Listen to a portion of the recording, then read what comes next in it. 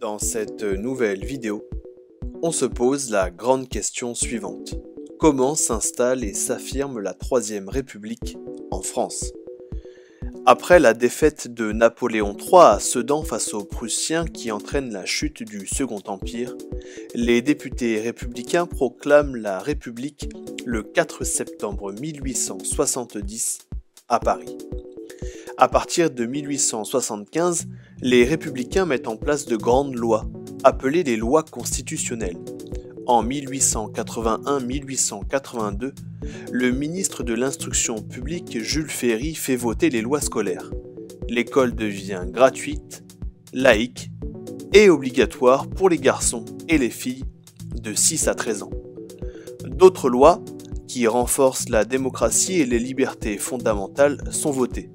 Exemple, en 1881, la liberté de réunion et de la presse sont garanties, alors qu'en 1905 est votée la loi de séparation des églises et de l'État qui instaure la laïcité en France.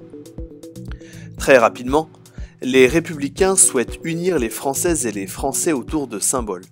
La Marseillaise est choisie comme hymne national en 1879, alors que le 14 juillet devient fête nationale en 1880. La devise Liberté, Égalité, Fraternité apparaît au fronton des mairies et des écoles.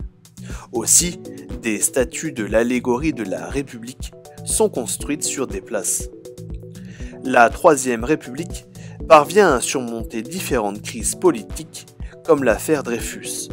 En 1894, le capitaine Dreyfus, officier alsacien et juif, est condamné au bagne pour espionnage au profit de l'Allemagne.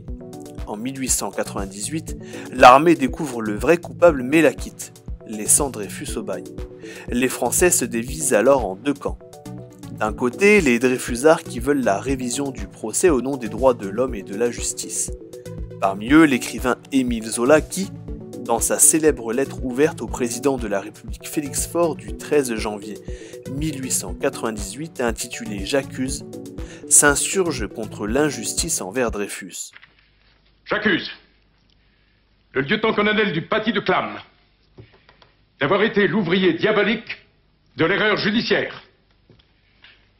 J'accuse le général Mercier de s'être rendu complice, tout au moins par faiblesse d'esprit, d'une des plus grandes iniquités du siècle. J'accuse. Mais Franck, si Dreyfus est innocent, il y a bien un coupable. Oui, il s'appelle Esterhazy, lui s'est réfugié en Angleterre, il ne sera jamais condamné et il mourra de sa belle mort en 1923. Heureusement que les partisans du capitaine Dreyfus se sont mobilisés, notamment les écrivains, les journalistes, rappelez-vous Émile Zola avec J'accuse, hein, bien entendu. On va les appeler, exactement, c'est la première fois que le mot est prononcé, on va les appeler les intellectuels, ça vient de là, hein, les intellectuels, si vous voulez, c'est le début des intellectuels engagés. Mais ça, Thomas...